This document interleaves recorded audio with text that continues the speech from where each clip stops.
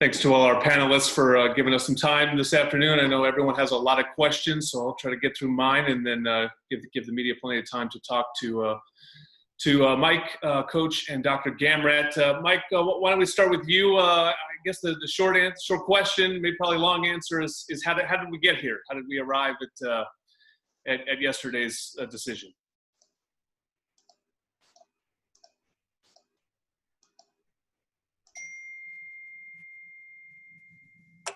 Thank you, Jordan. I think that in the end, it was really about an incredible amount of connection to our medical team. And I'm thrilled that Dr. Gamradt is with us today because that group of professionals, along with our athletic directors and the coaches and so many members of the Pac-12 Conference office staff, their passion, commitment, and professionalism could not have been stronger. And I think the coaches in the Pac-12 Conference, in my view, were as aligned, united, and committed to the sport of football like I've never seen before. And my hat's off to all of them. And they were respectful of each other. They represented all the different views. There was never any judgment. And I think that leadership, that type of collaboration and passion for football emanated obviously through the ADs, the conference office, and ultimately the CEOs and chancellors that represent the chancellors and the presidents of the league. And I think that's why, as much as we are still sick to our stomach today and so troubled and disappointed in the results yesterday, that in the end, we just had some incredible people that really were in the trenches helping us get through this. Coach, yesterday I'm sure was not an easy day to address your team. It sounds like you did have a team meeting at some point. What was that conversation like with your players, and what was their response? The first thing, Jordan, was just to be empathetic to the situation. We're all disappointed and sad, and I'm disappointed and sad for our players and coaches for the amount of hard work that they put in preparation for a season. Sad for our student population that's having to deal with a pandemic and it interfering with the college experience right now and what they're having to deal with. And I even told them I'm a father of a 17-year-old that's heartbroken right now because he's not getting to play a junior football season, fall football season. But when you look at it through a father's eyes, and you garner the information medically and see, not only do you have to respect that information, but you got to support the decisions that are based behind it. And that's what our team has done, is they know that based on the medical information we have, which I explained to them yesterday and took them through point by point so they could understand and be educated in it. And then I told them I was proud of them. I asked them from March all the way until yesterday that we were on a mission and that we wanted to separate ourselves by our discipline, our dedication to our craft, and the work that we put in each and every day. And they did that, both staff and players. And now that mission has been changed. In the military, you get tasked with a mission, and sometimes conditions aren't right to execute that mission, and it gets altered. And what do?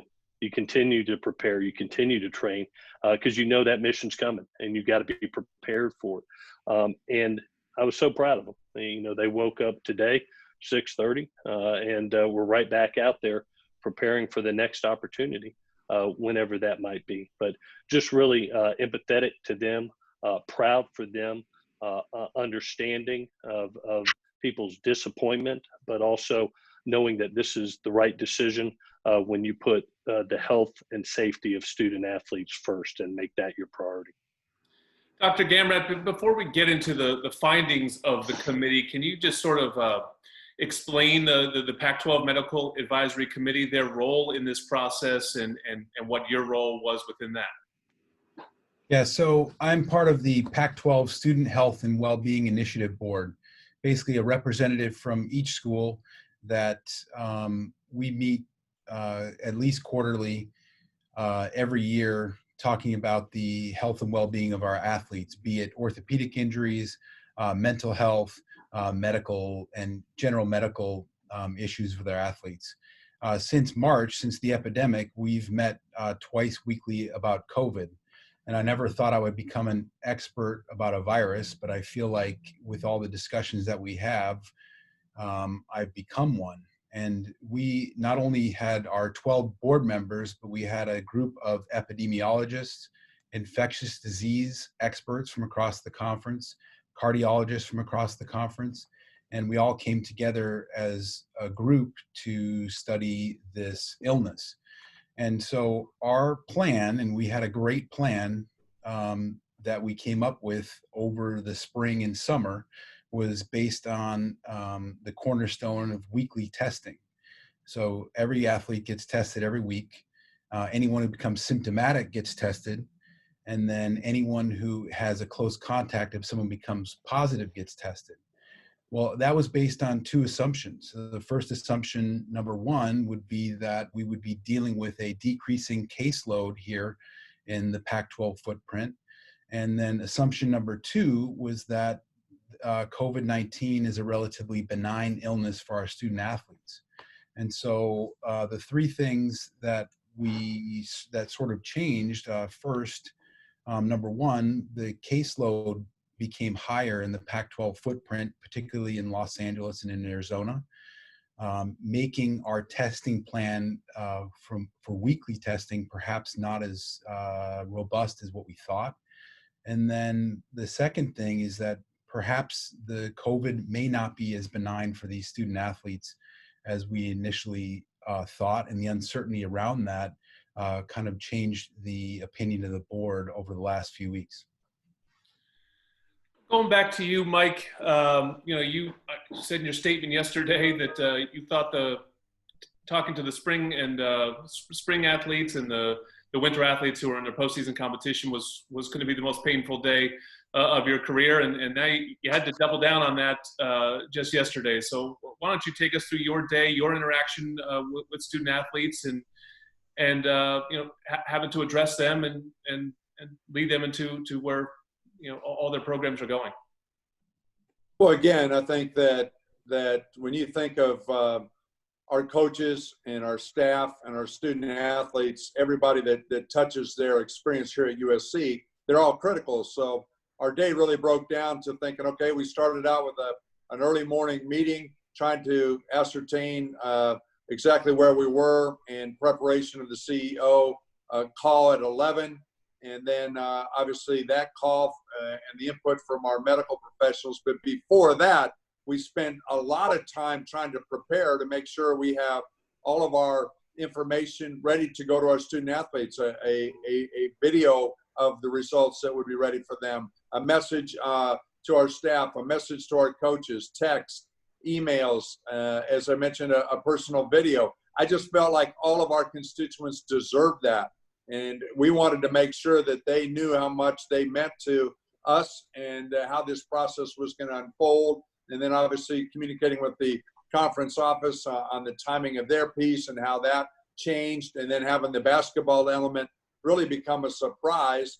And, we had really hoped that we would have a little bit more time in the day to put it together. But the decision came out that it was going to be out by 1. And so all of a sudden you're in a crisis mode of trying to do everything you can to ensure that you can touch base with everybody in at least one of those pieces. I mean, again, I think that was so important for us to try, and for me to try and get information, particularly to our athletes, first before they started seeing reports on ESPN or any other media outlet that they follow. So it was just a sense of working our plan, but then having to adjust based on different developments associated with the entire fall being postponed until January 1st for every single sport at USC.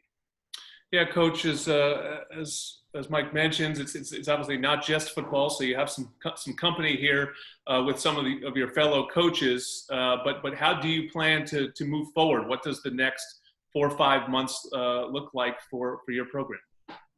Yeah, one, I'd like to thank Mike and Dr. Carol Folt for the resources that they provided all 21 sports. Let's start there. Not since March, being able to provide all the services from strength equipment to nutrition, to rehab services, to academic services. And as we came back onto campus, those were just amplified. I mean, this environment that we're in right now, being able to train, I think is second to none in the country of what's going on. So, one, I'm thankful for them that that has happened, but also that it's being allowed to continue and allowed them to continue to train, because you got to look and you got to try to shift your calendar. Right now, as a conference, we've made the decision to not have any sports till Jan 1. So you shift your calendar, not knowing what the future holds, but you have to be prepared if and when a season does take place. So our calendar is being worked at right now through coaches, strength and conditioning, medicine, our training staff, to be able to put basically a new off-season calendar together that can focus on. We got about 2 weeks left to get in true physical shape, or I think we'll be in great shape. We'll work on some off-season speed and explosiveness in the month of September. October would be a main strength block for us. You go into November and you start working your conditioning and functional football movement, and you see where you are in December and what the future holds and where we are, and not only at USC but worldly. But that's what you have to do. You have to prepare. You have to have a plan, put it in place, prepare for if you're called upon. And our kids, I'm proud of them. They were there this morning in preparation for that next step. Dr. Gamradt, you sort of alluded to this, that along this process, the goalposts have moved a little bit on you. Initially, there were logistical concerns about, what would you do if players who got the virus, but you had to quarantine them, and how would you play the games? But mostly you weren't necessarily worried about their long-term health. You're more maybe worried about the coaches or some of the older people that are around the program. But it seems that there's been a shift, particularly around the heart issues. Can you take us deeper into what the science has told you and explain that further?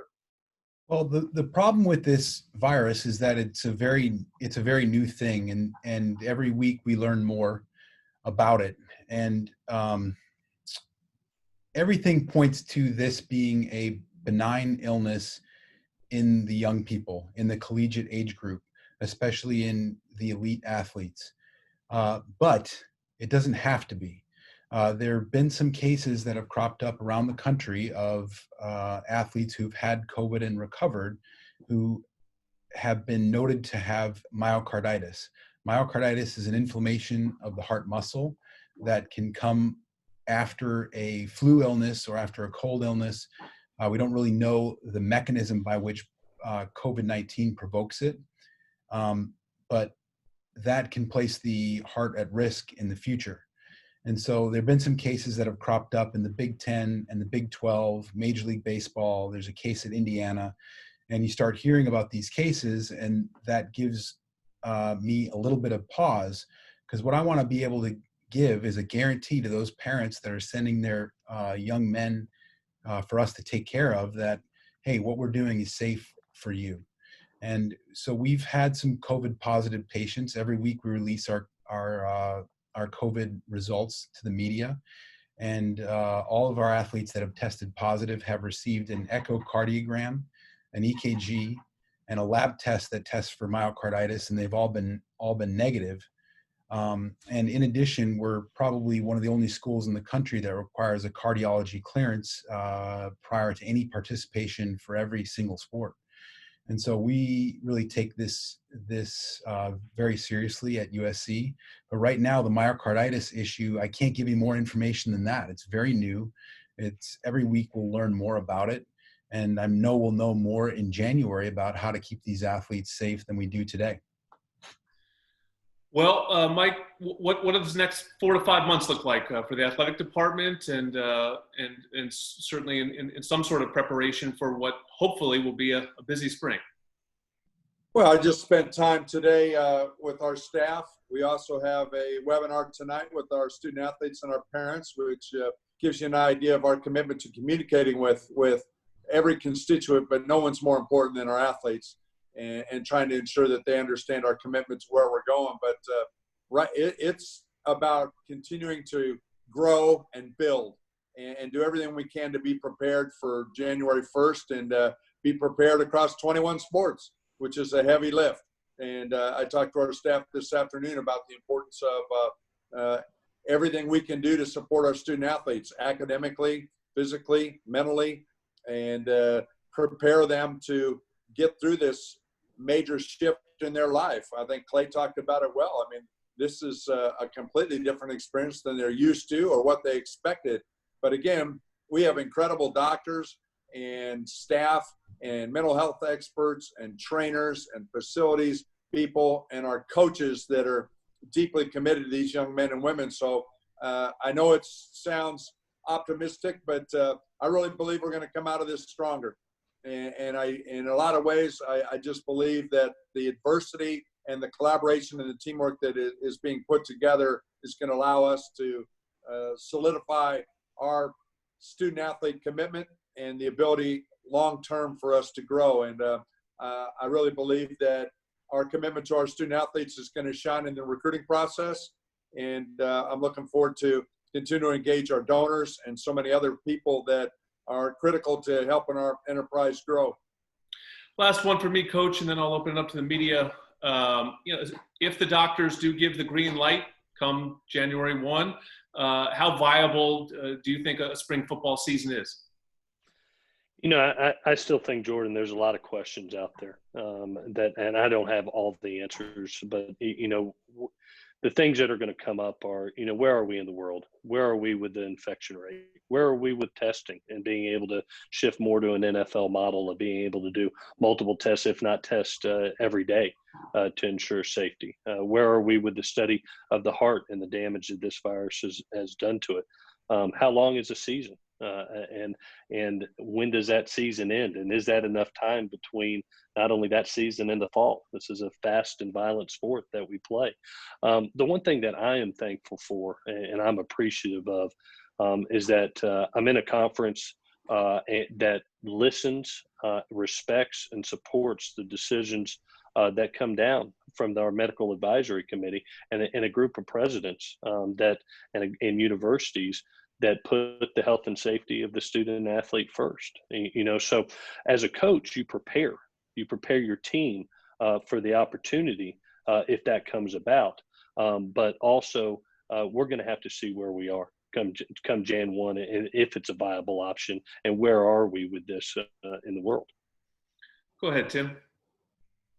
Okay, thanks, Jordan, for doing that. For the media, if you either raise your hand, throw in a question in the chat. We'll take a few questions from all of you.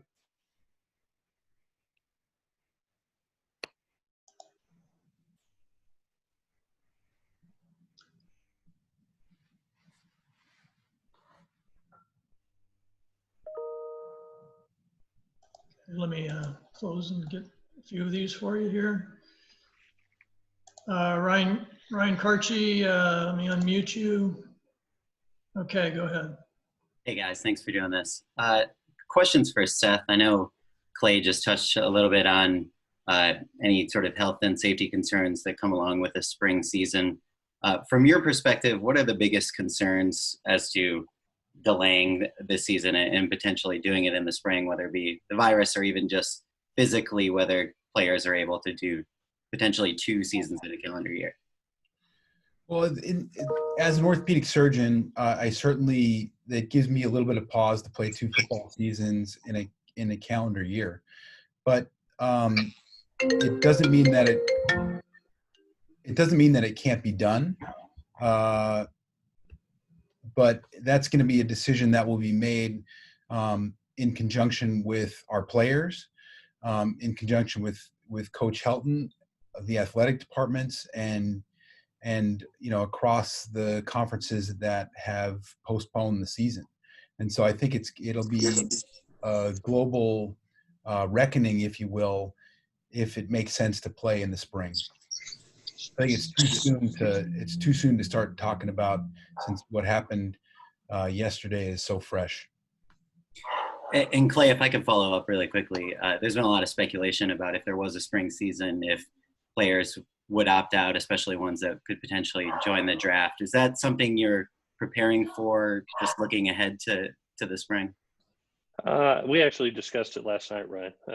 As we've dealt with 2020, we've had some of the harder conversations in my career over several subjects. But the one thing that I've take refuge in is just honest and frank communications. Our players respect it, and so we're always have open conversations. And I told them last night, I said, guys, the future is unknown. And the one thing that I always give advice to everybody, whether you play a fall season or the situation that we're in, is take your time. Take your time and garner all information so you can make the best decision for yourself personally, because each person has their own decision to make. But if you take the time, don't make an emotional decision, because as emotion goes up, sometimes intelligence goes down. Garner all information, see where we are as a whole in college football, see where we are from an NFL calendar, whether we have a spring season or not. Be able to garner all the information and then make the best decision for yourself. And like I told them, each and every year I sit down with the players that are blessed enough to be able to, maybe move on to the NFL. We have those discussions as a family, and I think we've made great decisions together, both for the ones that have left and the ones that have stayed. And we'll do the same thing in this situation, and just honest, clarity, transparent, providing them information and allowing them to make the best decision for themselves, each and every man.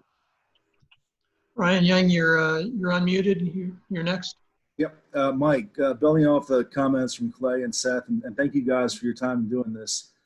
Mike, from your talks with the Pac-12 leaders, can you give us a sense for what the optimism level actually is for a spring season? I know there's unknowns, and we acknowledge that, but going through this process, what kind of optimism was conveyed among the group that this is even a possibility in play?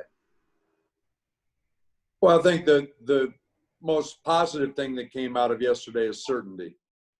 And I believe that every single time I talk to Clay from March 11th, when we lost the basketball season, it was so difficult to give him any clarity associated with what we were doing, how we were going to do it, the constant changes from the directives from the state, from the county, sometimes from the Pac-12, sometimes the NCAA.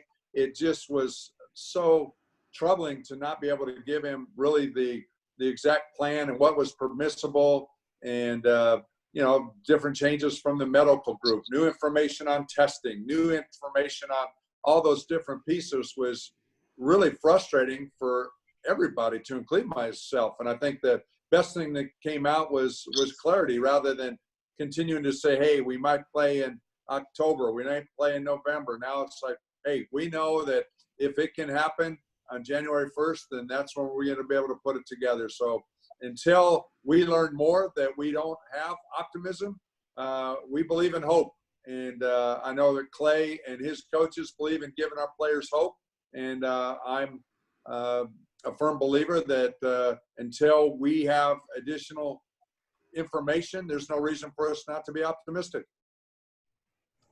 Antonio, you're unmuted. You're next. Clay, just how much thought have you given to roster management and scholarship numbers now that everything kind of seems in flux? Yeah, Antonio, there's still a lot of information that comes into play, and part of being a head coach is that roster management. And there'll be decisions from, as we know, from the NCAA over the next week. I think by next Friday, they'll address the eligibility that's going to be talked about and answered, hopefully by next Friday.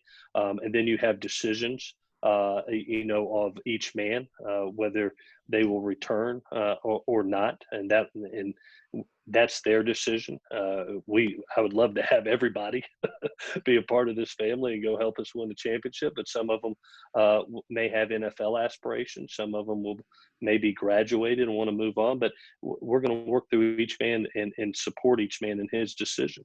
And then, you probably will have, based on what the NCAA comes up with, you may have some alterations. The NCAA may give you additional roster spots, like we saw in spring. So, a little bit, it's still out there.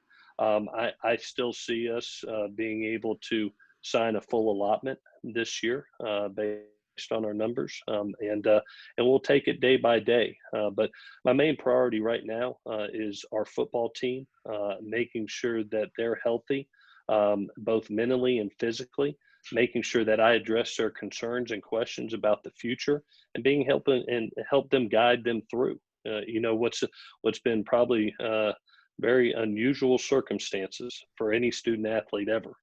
So trying to play father, to be honest with you, and part of that is working through each man, and the numbers will work out. They always do. Thanks for that question, Antonio. Kyle Bonagura, you're open. Yeah, this question is for Dr. Gamradt.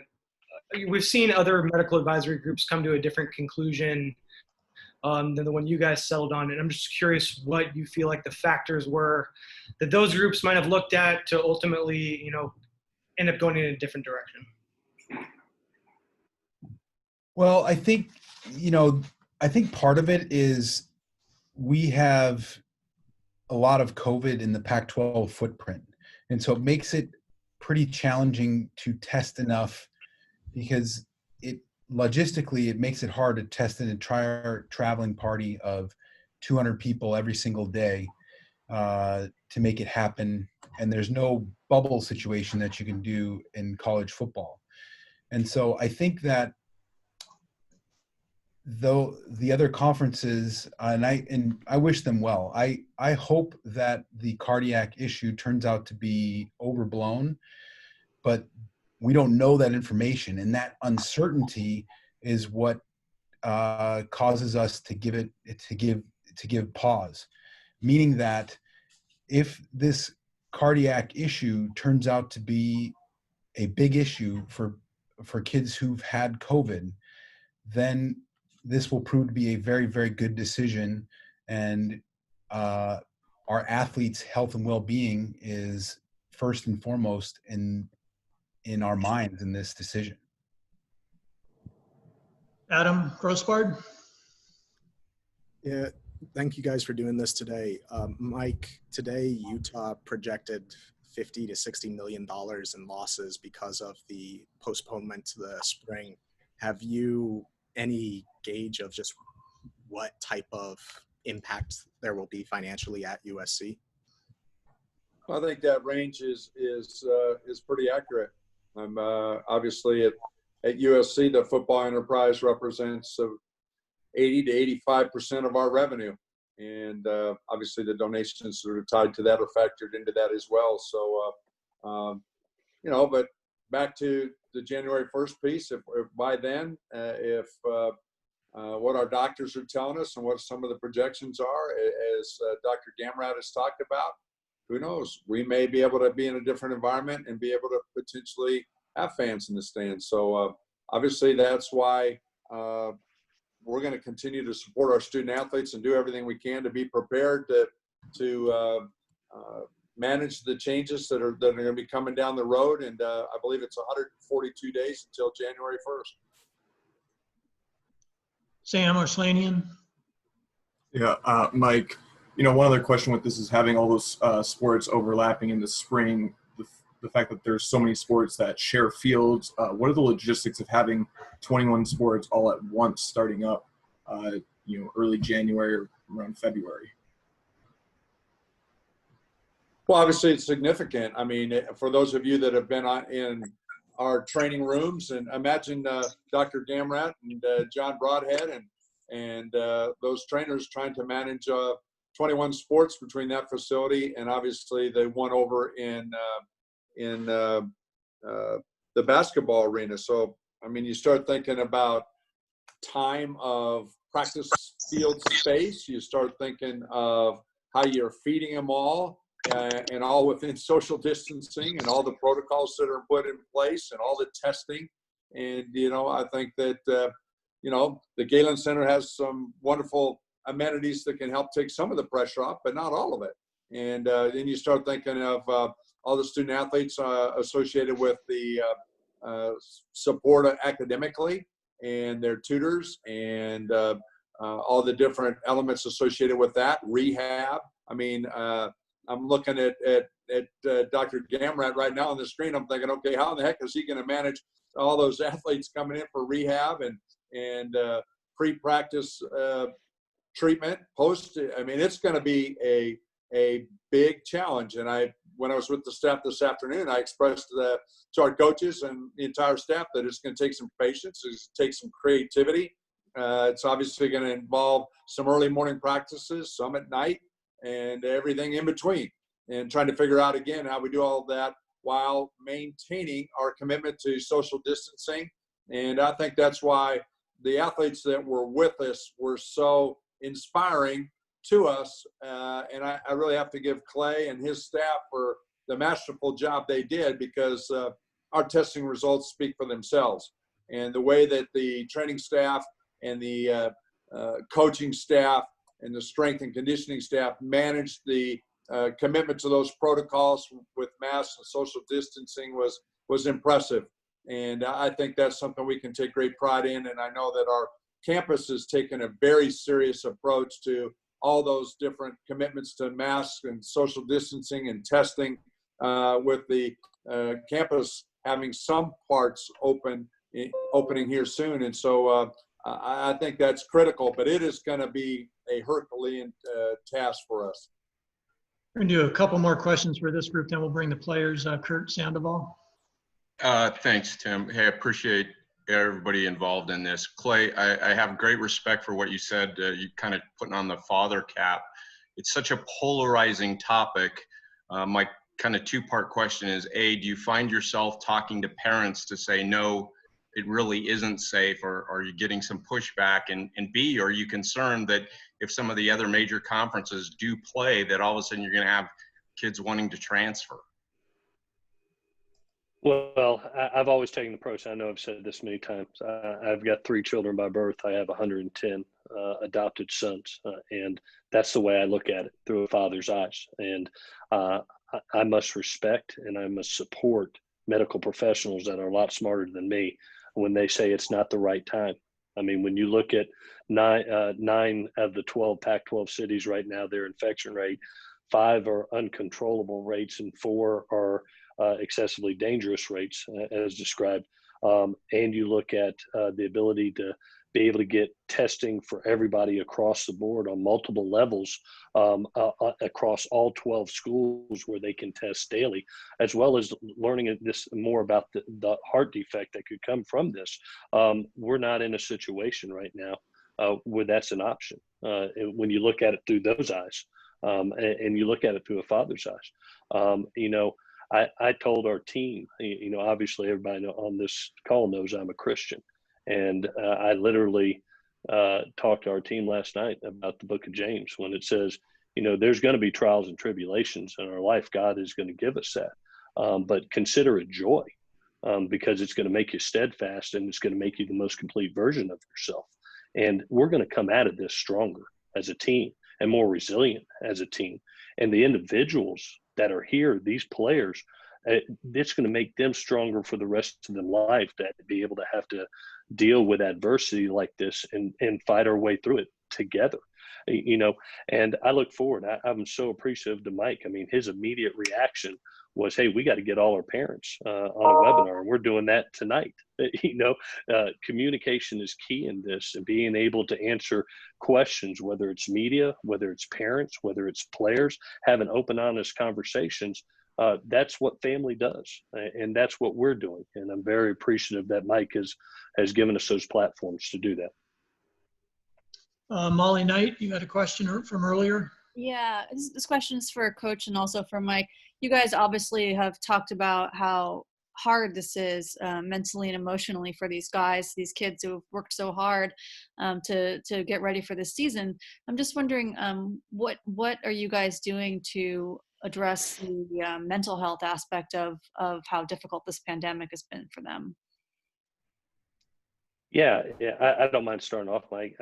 I'm dealing, we as a coaching staff are here with our players, as well as our strength and conditioning staff, as well as our training staff on a daily basis, which is the first thing.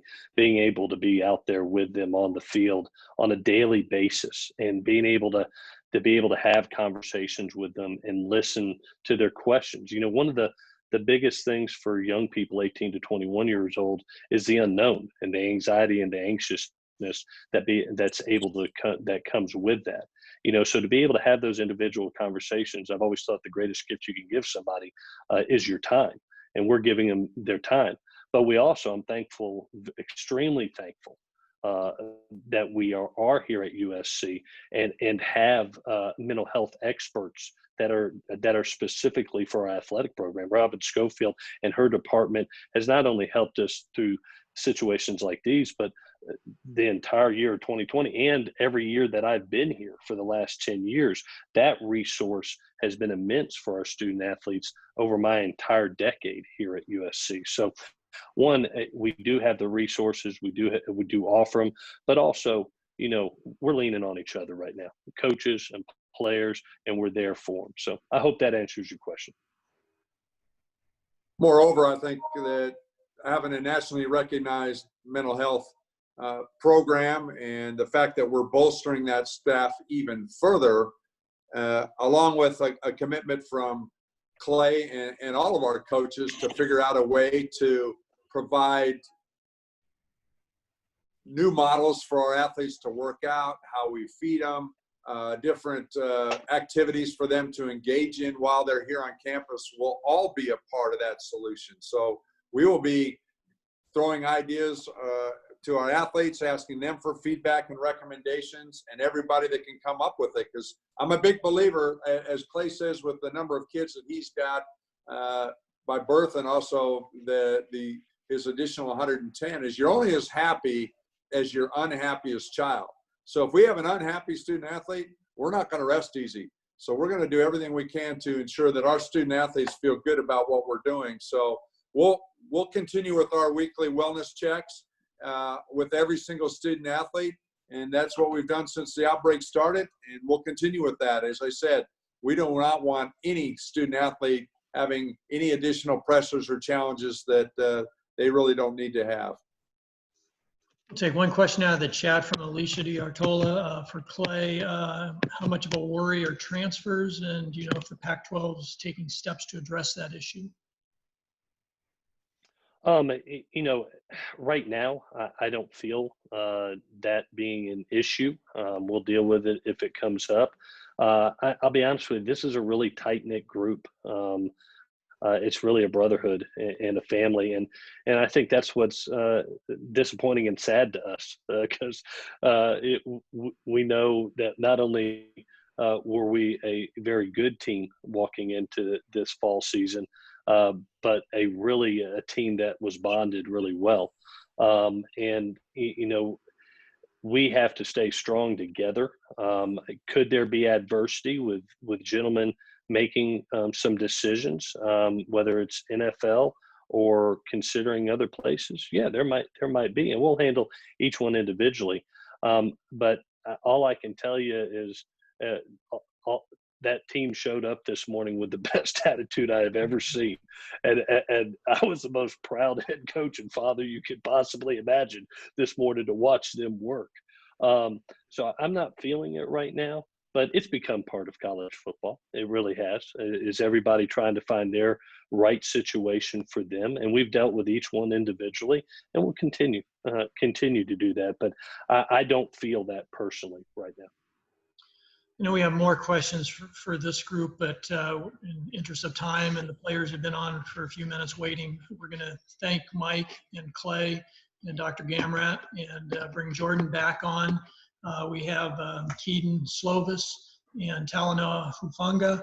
I believe you're both unmuted, so can participate that way. Mike, Clay, Dr. Gamradt, you're welcome to stay and listen, or you're welcome to take off. Thank you.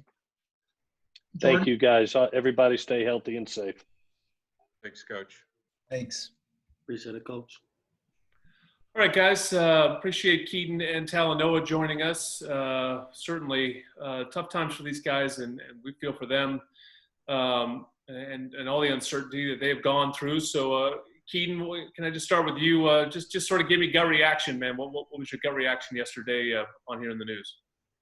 Yeah, I mean, it's something that, unfortunately kind of saw coming from, a bit away I think a week ago, kind of just not being able to, with all the restrictions still in place, we knew it wasn't looking good with our season kind of being in jeopardy. And then yesterday, just to have it, be solidified was really, really tough to see. And,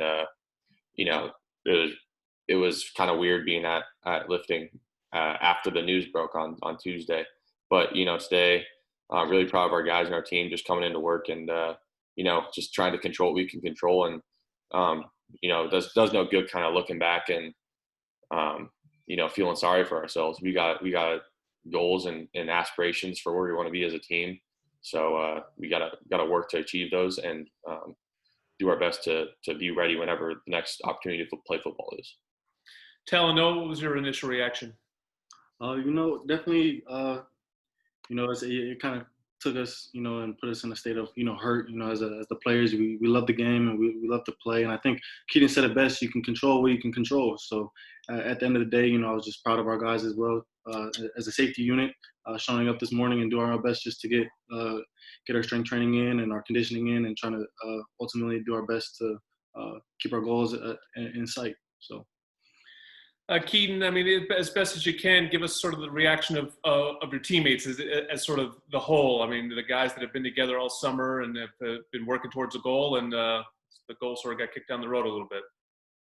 Right. I think they're pretty similar or fall in line with what me and Talanoa kind of how we kind of felt. Yesterday, again, my lifting group yesterday was at I think 2:15. I don't know when Talanoa's was, but again, that was right after the decision was made, and again, we all kind of thought it was coming to a head at some point, but it was really sad to see that, we knew that we were not going to be able to play anymore. But again, like I said, we kind of really proud of my teammates for having that mindset of, just coming out and not coming out and pouting about it because there's nothing, no, that doesn't do anyone any good. So, again, just really proud of those guys for coming out and working and having a good attitude. Talanoa, players around the country have come out and talked about player safety and wanting to make sure that they were taken care of. For the workouts that you've been around and what you have experienced so far, this summer, how do you feel like you guys have been taken care of from a health and safety protocol standpoint? I'll describe it in 2 words: at the highest level. I think our coaches have done a great job of protecting us and putting the precautions and different things that we have to do just to be able to get into the building, be able to get out of the building and have the baskets and social distancing. You get used to wearing a mask. It's just part of the game and part of what is going on in our current state. And we go out there each and every day with a mindset just to do our best. We really want to have our goals. Like I said, we have our goals in sight. And, even in a situation right now where a season is still kind of pushed back, that we got to even put a foot on the throttle even more. Get to work and just do our best just to have the best training we can. Kedon, you're obviously a guy that everyone's going to look to. You're the quarterback of this team. What is your message to sort of keeping this tight-knit group going forward? Coach Helton said that this team is really bonded, but there will be many opportunities maybe along the way to sort of have that bond broken. How do you keep this group together so that when the opportunity comes, you guys are ready to take it? I think just staying focused on our goals and our aspirations. I think we have a really talented group and a really, really great team, but we have a long ways to go if we want to go win a national championship, and that's our goal. So I think just staying driven and achieving those goals and staying together and holding each other accountable is the way to do that.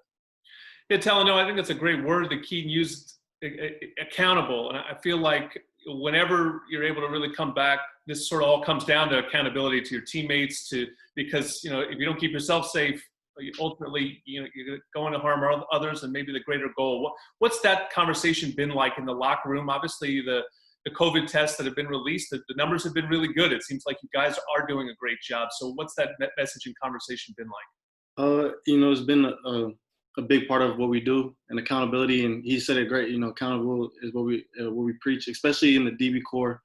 we all have partners. We have an accountability partner that makes sure we wake up and we're on time and we're ready to go each and every day. So you're accountable to one person. You're able to, if everybody has and does their job, then everybody shows up. And so when, like I said, we're taken care of at the highest level.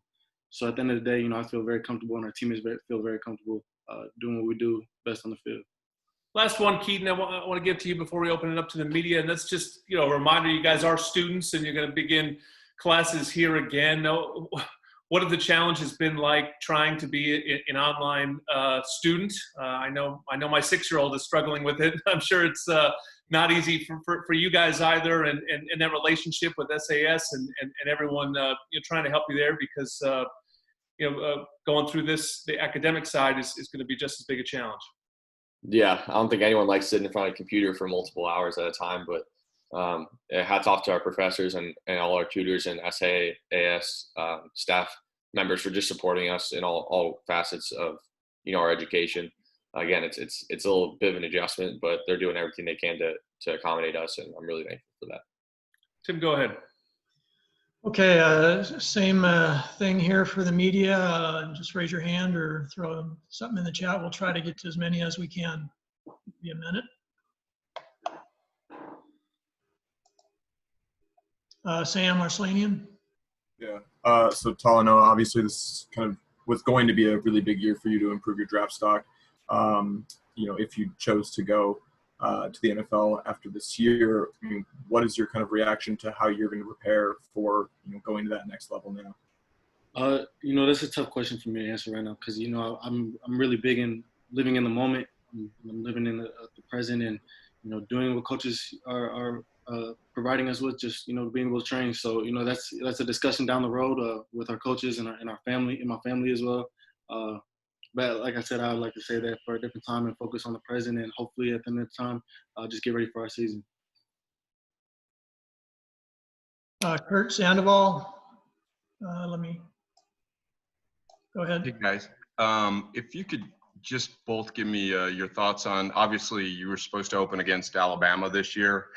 How difficult would it be to sit there not playing and watching them playing on a Saturday in the fall?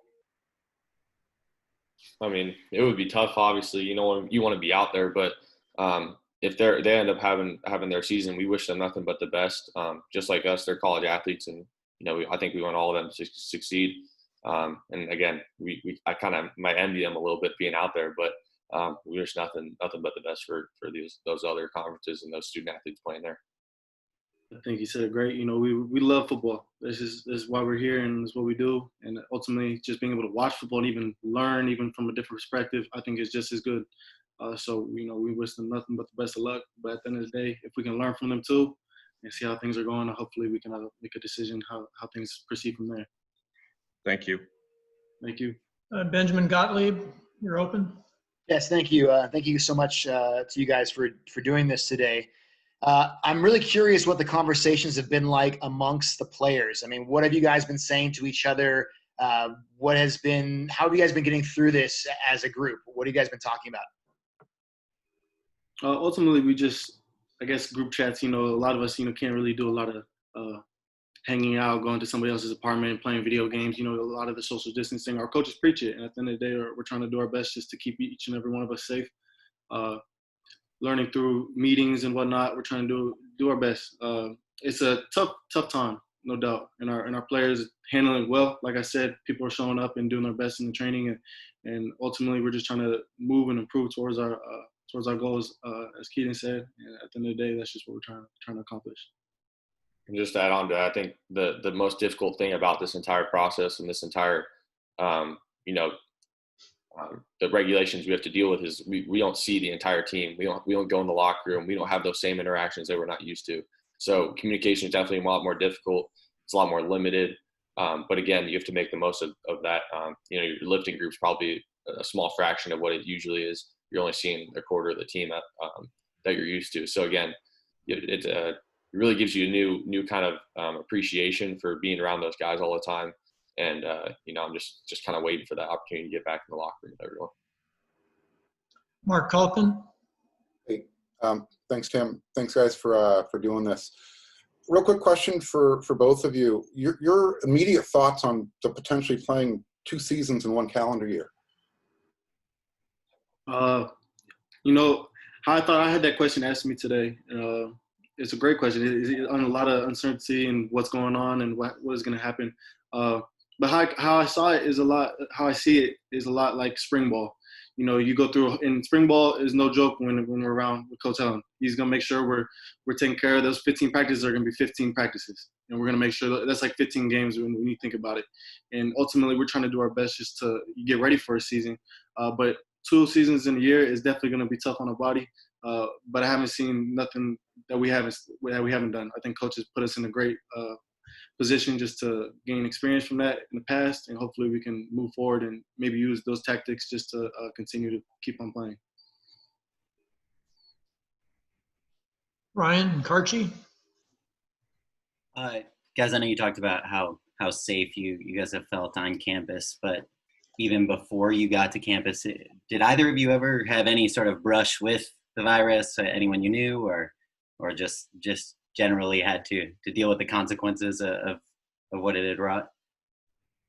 I think coming from Arizona, I was definitely concerned when that became kind of a hot spot, just with the spread of that, and you know, knowing that friends and extended family were getting it. But again, I think we've been doing a great job here, and luckily, I don't think anyone that I know here since I've been here has gotten it. So again, just very thankful for the precautions we're taking. You know, for me personally, I live on a farm, so I think that's as much social distancing as you can get. So being back home was actually a lot different than being here, for sure. Very isolated in a sense. And if I could follow up really quick, obviously there was a lot of talk among Pac-12 players about, you know, with the hashtag We Are United group and the We Want to Play group as well. Just talking about the potential of unionizing and college players organizing. How do you guys generally feel about that possibility, or where do you stand in terms of advocating for that in the future? You know, it was really, really, I think, exciting to see players across the country kind of use their voice and platform to benefit, you know, other student athletes. Again, I think it's a really complex issue, and I think that's when we had our meetings as a team talking about it, that's the biggest thing I kind of brought up was there's a lot of things that are brought up to this in those demands, and there's a lot of different things. It's very complex. So again, I think some form of that is beneficial. I think there's some things that you know, need further discussion, but again, I'm proud to see other NCAA athletes kind of use their voice in their platform.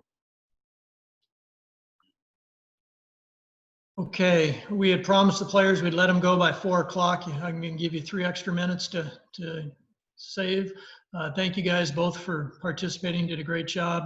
To all the media people, thank you for jumping on here. I know we didn't get everybody's question in, but we tried to get as many as we could. We miss seeing you guys. We hope we can get together sooner than later. Please stay healthy. Please stay safe. And thanks again for joining us. Thanks, Tim. Appreciate you guys.